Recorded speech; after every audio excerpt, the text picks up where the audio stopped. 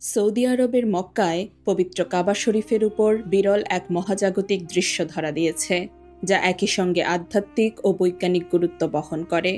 শুক্রবার 12ই সেপ্টেম্বর ভোরে ক্ষীয়মান গিব্বাস চাঁদ কাবার ঠিক ওপরে অবস্থান করলে উপস্থিত হাজার হাজার মুসল্লি এ দৃশ্য প্রত্যক্ষ করেন।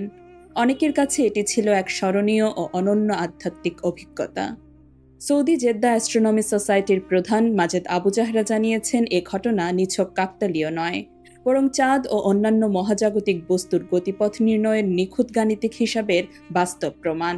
তার মতে এই ধরনের ঘটনা সারা বিশ্বের মুসলিমদের জন্য তাৎপর্যপূর্ণ, কারণ এর মাধ্যমে নামাজের দিক বা কিবলা নির্ধারণ আরও সুনির্দিষ্ট হয়। জ্যোতির্বিজ্ঞানীদের কাছে ঘটনাটি ছিল এক মূল্যবান ব্যবহারিক পরীক্ষা।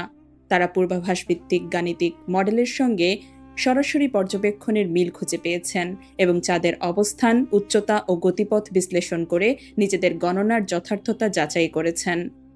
ঐতিহাসিকভাবে ইসলামে জ্যোতির্বিদ্যা গুরুত্বপূর্ণ ভূমিকা পালন করেছে।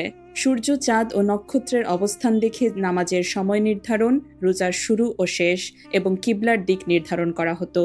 সেই ধারাবাহিকতায় আজও মহাজাগতিক ঘটনাগুলো কেবল বৈজ্ঞানিক গবেষণার জন্য নয়, বরং মুসলিমদের কাছে আধ্যাত্মিক অনুপ্রেরণার উৎস। মক্কার আকাশে কাবার উপরে চাঁদের এই মহিমান্বিত অবস্থান তাই শুধু একটি মহাজাগতিক বিস্ময়ই নয়, বরং মুসলিম বিশ্বে গভীর আধ্যাত্মিক ছাপ রেখে যাওয়া এক ঐতিহাসিক মুহূর্ত।